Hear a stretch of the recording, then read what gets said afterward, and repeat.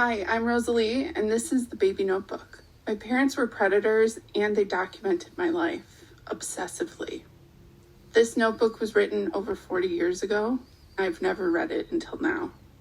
I recorded myself reading the Baby Notebook to catch my natural reactions, to see my face, to feel my energy, to be able to read myself. I teach this process of witnessing in the diner. I created everything that the Plumb Collective is to help myself.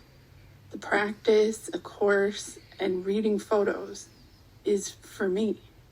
It's about me being me. I use the tools that I created to help myself, and I'm sharing it with you. Witness me witnessing myself. Read the words my parents wrote about me, to me, but they weren't for me. This is the Baby Notebook. I have not read today's entry for the Baby Notebook yet, but just the look of it on the page, it looks different than the other entries. So this is today's, and this is an entry from before I was born. It just looks different. It looks like the writing is smaller and tighter. She didn't sign it at all. It just looks visually different. The last entry was on April 23rd, which was my birthday, and now we are on May 11th, 1984 at 12:41 p.m. And this is written by my mother. Dear sweet Rosalee, honey, we now have a name for you, and you have made us as happy as any child ever could. You have been home less than 2 weeks, and I have been so happy. We are doing just fine. You are a perfect baby. You fit into our family so well. The first Friday night you were home, we took you to the country club. I don't know, they were not fancy people, so I'm not sure what she's talking about. The first Friday night you were home, we took you to the country club for a fish fry, and you slept through it all, but we were so proud to show you off. Lots of people looked at you and smiled, and then the next day we went to pick up Grandma. She spent the night, and we all took her back on Sunday. The next week until now, you have been just perfect, the most wonderful thing that ever could have happened to us. Then yesterday, the best so far, your wonderful daddy bought Mama a Mother's Day card from you and one from him as a present. Daddy couldn't wait until this Sunday, which is really Mother's Day, but he and Mama shared a most beautiful moment. I can't explain the depth of love and happiness being your mother has given me. The fact that I get to celebrate Mother's Day is something I never thought I would be able to do. But to have a husband like your daddy that can feel the happiness and make it even deeper, I don't know if I can explain it very well, but if you ever feel anything so deeply to make you overwhelmingly happy, you'll come close to the feelings I have for you and my wonderful husband, your fantastic dad. Besides the 2 cards, which mean the world to me, and the lovely, thoughtful gift of a speaker telephone so I can talk and take care of you at the same time, because I don't need my hands for the phone. Daddy also wants to make a beautiful turkey dinner for Mama on Sunday. I am so lucky. I have the perfect daughter and the perfect, wonderfully indispensable husband.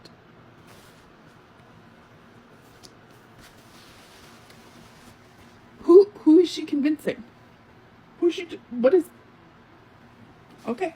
Today's entry is written by my mother on May 16th, 1984. Dear Rosalee, my sweet darling, just 3 weeks and 2 days old. You are laying next to Mama on the waterbed, and you are sleeping so beautifully. You've got the most wonderful daddy. He is so thoughtful for us. He told me not to worry about anything around the house, that all he wanted me to do is tend to you. You know, honey, that's all I want to do too. I mean, I do the dishes, I usually do the laundry and things, but sometimes I spoil myself by just sitting here watching you sleep or holding you for an hour or 2. You give me so much pleasure.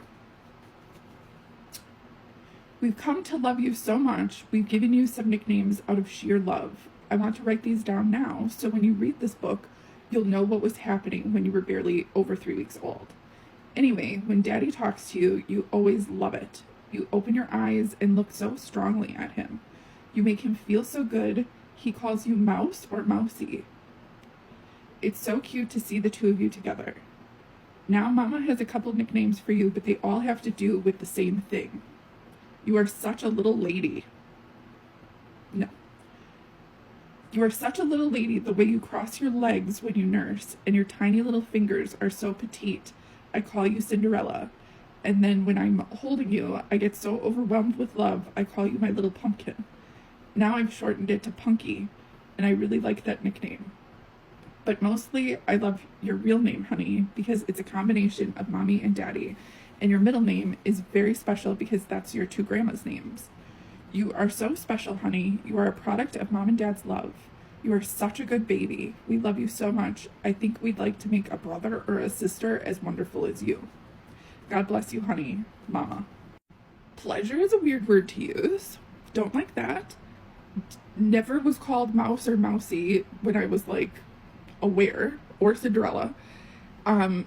She did call me Pumpkin Pie, which never made sense to me, so that's something, I guess, that started early. And I'm not a little lady. It's just weird. I don't know. And it also, I mean, yesterday's entry and today's, just like everything's so wonderful and everything's so perfect. It's like to have a 2 or 3 week old baby, to have never had a baby before, even if I was necessarily like the perfect baby, which what does that even mean? It seems surprising to me that she thinks, or is documenting life, that it was so perfect and that she was already thinking about having another baby. She didn't have a brother or sister for me, so that did not happen. And yeah, I don't know. It just seems fake to me, or unusual to be so, I don't know. It feels like bullshit. That's all I got. I don't want to do a disclaimer every time I read from the baby notebook, but if you're thinking to yourself that this woman that wrote this notebook sounds so sweet and she's just loving her little baby and everything's great, I encourage you to go watch some of the other videos on my page, specifically in the playlist called Haters, and then come back and see if you want to still comment that she's a real sweetie. Because it's not true. May 22nd, 1984. Dear Rosalee, hi honey, so much to tell. Yesterday you were 4 weeks old. Today you have your first doctor's visit. Tomorrow you are 1 month old. Yesterday you developed a rash all over your face. Some said it's a heat rash and others said it's baby acne. Okay, I'm feeling sassy. Okay. We'll find out at the doctor today. We are getting ready to take you to see people. We will be leaving Thursday night or around 4 a.m. Friday morning. This will be your first big trip. We plan on taking breaks so mama can hold you, or dad can also, so you don't get tired of laying in your car seat. You've been so good every time we have you in the car. This will be a real test, but we want to show you off. And then a child that isn't me is having dreams about us coming to see her. She dreamed that we were all babies and that she got to hold all of us and take care of all of us. She wants to hold you, and I told her if I'm there or Lee is there standing near, then she can hold you, and she is real excited. Honey, we love you so much. Yesterday you attended your first town board meeting. In fact, you even spoke up a little bit until mom gave you some water. When did people decide giving babies water was not okay? So we're in 1984 and she's giving the baby water. Okay. Well, honey, your first doctor appointment went well. You did scream and holler quite a bit, though. You have a real bad rash all over your face, and the doctor said that it's just a skin rash. Some say it could be heat rash. Okay, she's repeating herself. It has been real warm. I feel so sorry for you. But I guess it doesn't hurt or itch because you don't seem irritable or upset. You are your sweet, contented self. You only gained 10 ounces over your birth weight. The doctor was somewhat concerned that wasn't enough gain, but you grew 1.5 inches. Now you weigh 11 pounds, 12 ounces, and are 23.5 inches long. You don't fit into newborn sleepers anymore, but you are still in newborn Pampers. Oh, I love you, honey. I'm looking forward to showing you off this weekend. Love, Mom. Do you ever have an instinct or a nudge to do something that you just think is kind of silly, and so you ignore it or push it aside, and it just doesn't leave you alone? And then you finally listen to it, and it's like the thing you were looking for? I follow my intuition and intuitive nudges constantly. I am so committed to it. I believe in it. My whole career is based on it. My whole life is based on it. And yet I still ignore nudges all of the time. Or I think that it's like, oh, that's nothing. Or why am I thinking about this thing? And I push it to the side and it keeps coming back up. Or I keep thinking about something, or I keep feeling something. And then I finally, resigned, go, okay, fine, what is it? And then it's always something. Yesterday, I made a video talking about my medical history, and my mom just kept thinking about this notebook, not the baby notebook, a different notebook that I remember seeing. My mom had written something about how she felt betrayed and was afraid that I was going to tell doctor something. And so I couldn't remember what time frame that was or what notebook for sure that was in. I just vaguely remembered paging through a notebook and reading this and being like, ugh, and shutting it and just kind of putting it to the side. Well, I thought about it yesterday. Felt like pulled towards a part of my house, and I just thought, nah. I walk past that area, and every time I walk past, I felt the nudge, the instinct to just look for this notebook. And I just thought, I'm in deep with the baby notebook. I don't need another notebook. So I was actively denying it and pushing it to the side. It was less than 12 hours that this is all going on, so it wasn't like a super long time of denying it. But I just was like, okay, this has come up multiple times. Like, let's just take a gander. Find it. It's the notebook. Find the entry. It's creepy. The whole notebook's creepy. But inside of the notebook, there are loose, ripped out sheets of paper from a separate notebook from different time periods. The loose pieces of paper are from January 2005, where my mom documented and wrote down who visited me in the hospital and what time I went into surgery and what the surgeon said. And she literally wrote the quote down. They took a blowtorch to my colon. The thing I said in this video yesterday, she wrote down and documented, and I didn't know.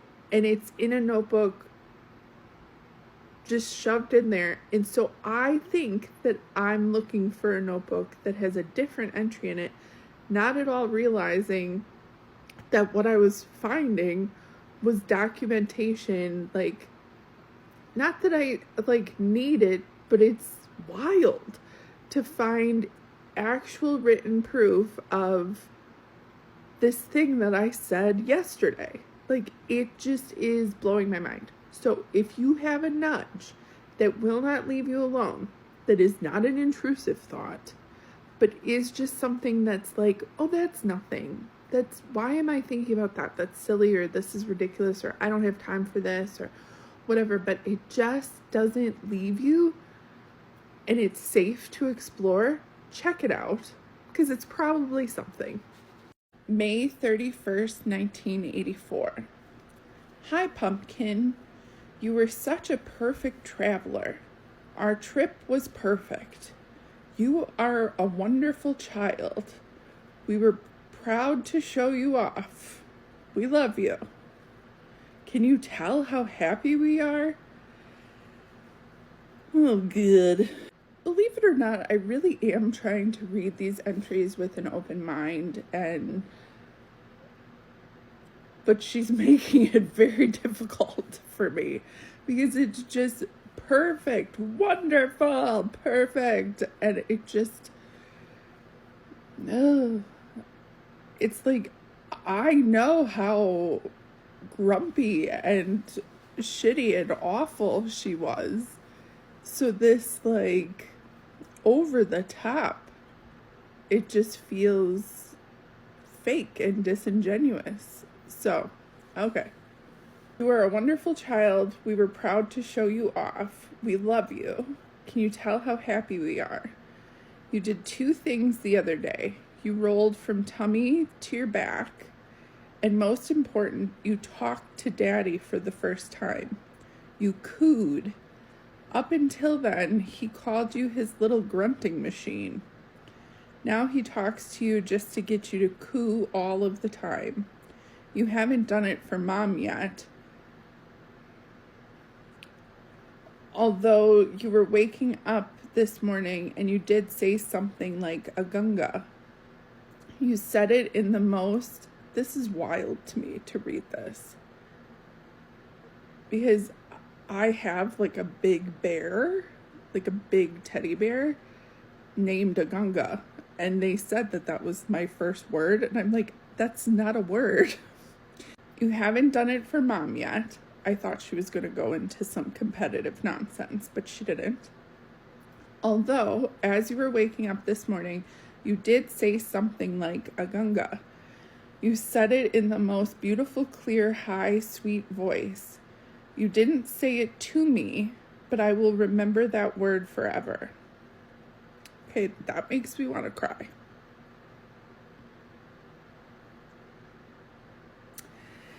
Dad called from work and he said he's taking a day of vacation tomorrow and he is taking his girls, us,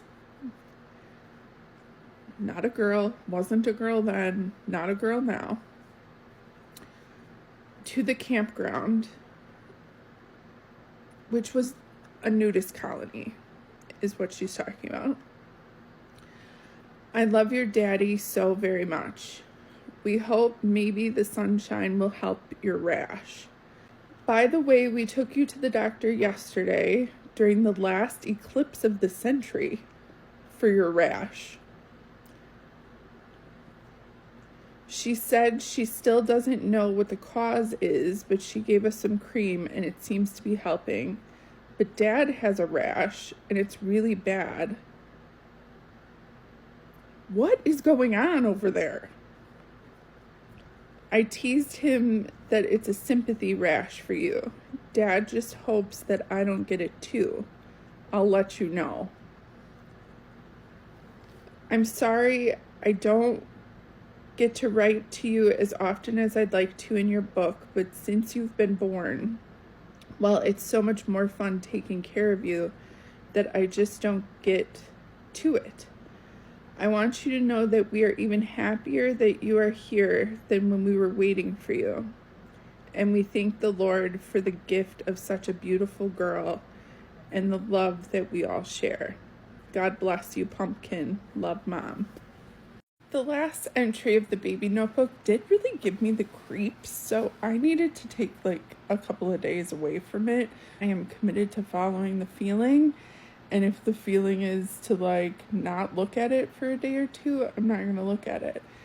But I think what got me the most, well, I don't know, the whole thing is off, but was the first word thing.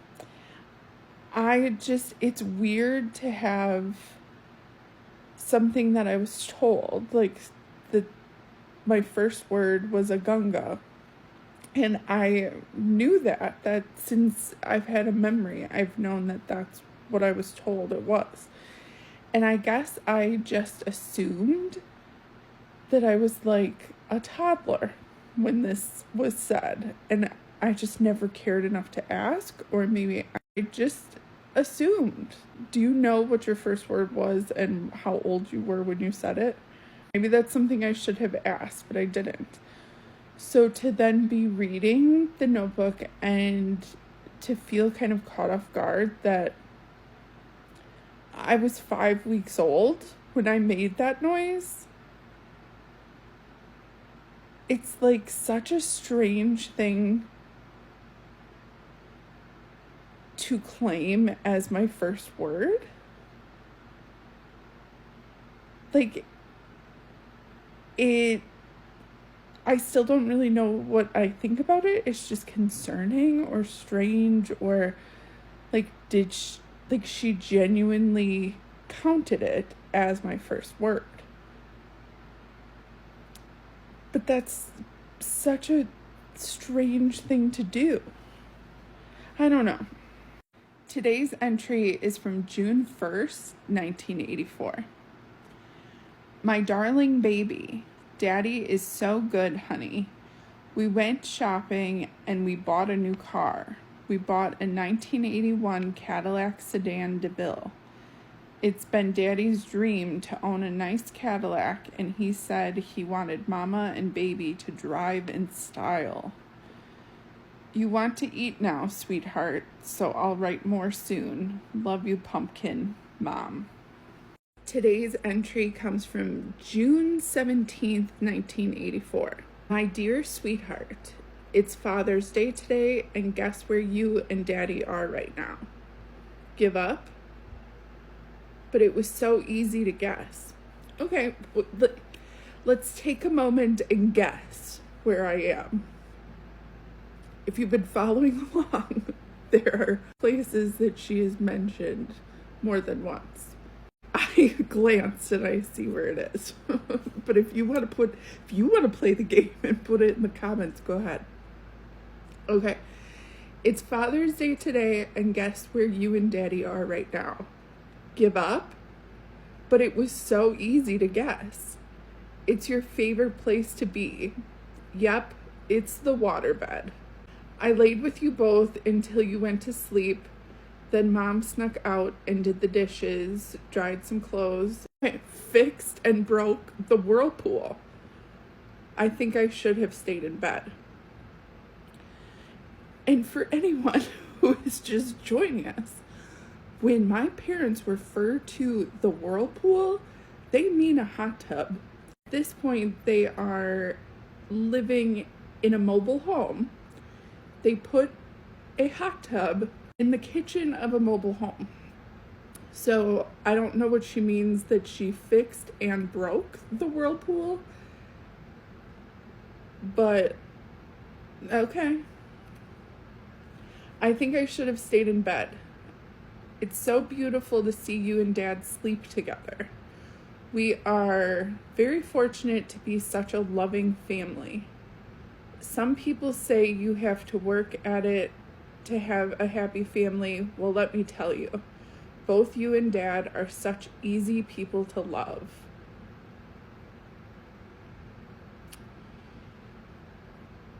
Well, I was an infant. So I don't know when I became hard to love to her, but ugh. I asked Dad today, am I just prejudiced, or is our baby really an especially good child? Well, Dad says it's true. You are a very good baby. You are so easy to love, and so is Daddy. I guess I said that already. Well, it's so true. I love you guys. I think I'll stop writing and go join my two favorite people in the world. God bless, honey. Love, Mom.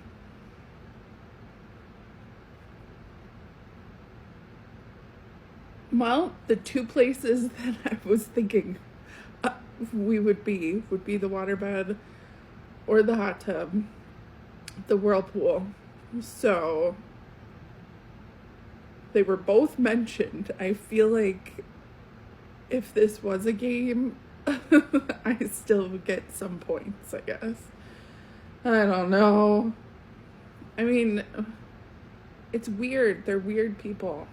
And this is a weird experience. But it's my life. And it's true. And I'm sick of people telling me that it's not true. It is. So, and it's strange. I'm saying that up front. It's strange. It's weird. In today's entry of the baby notebook, we finally hear from my father again. So the last time we heard from him was a short entry on April 23rd, which was my birthday.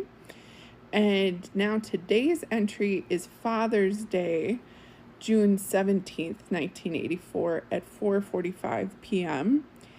And his penmanship is so questionable, and I mean, it's old school cursive, left-handed person. We're dealing with some barriers here.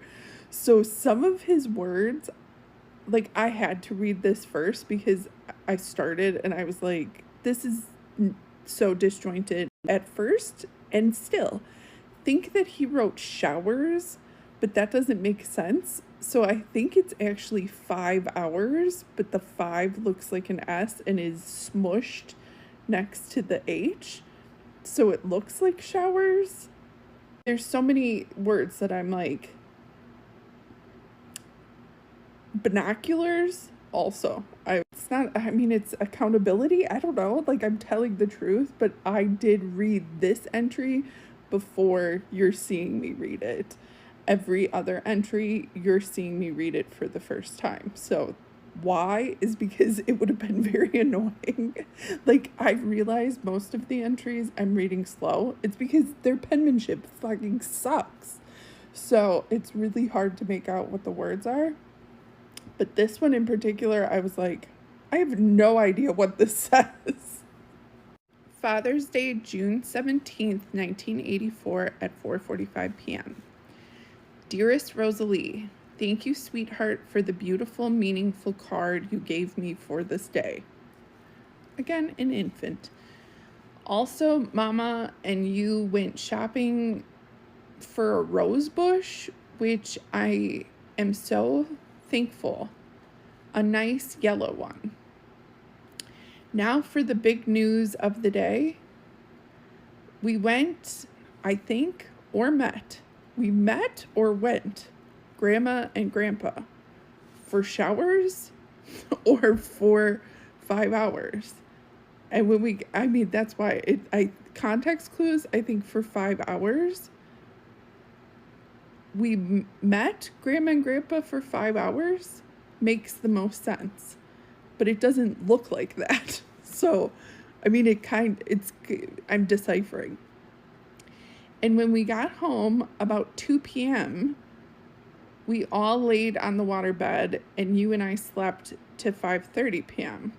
That's the best Father's Day I ever had, with a bunch of exclamation points. Thanks to you and Mama, I can really see what the neighbors are doing because of the nice, helpful binoculars you gave me. Again, context clues, I could make that out, but just looking at the word binoculars, no.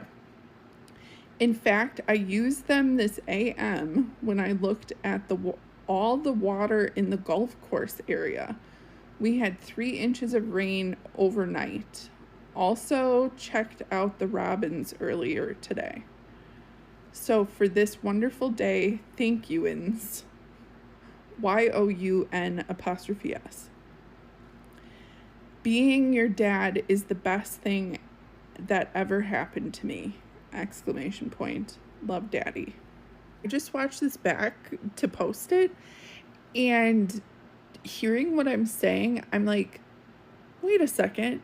Or what he wrote anyway, but hearing it back, I'm like, the math is not mathing here. If he said that we laid down in the waterbed at 2 p.m. and slept until 5:30 p.m., but he is documenting that he wrote this journal entry at 4:45 p.m., I'm delivering the information as it is documented. And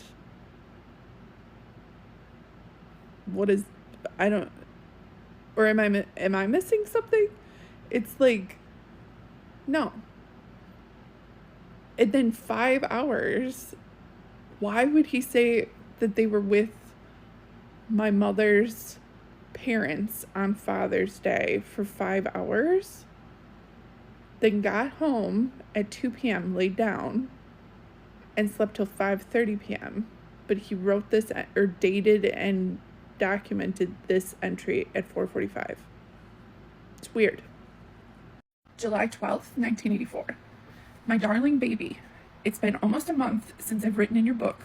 I've been having so much fun loving you and taking care of you. You've just been a perfectly wonderful baby. You are very smart and alert. You love your crib mobile and the black teddy bear. I'm still nursing you, and it's a pleasurable experience. I hope I can continue for a long time.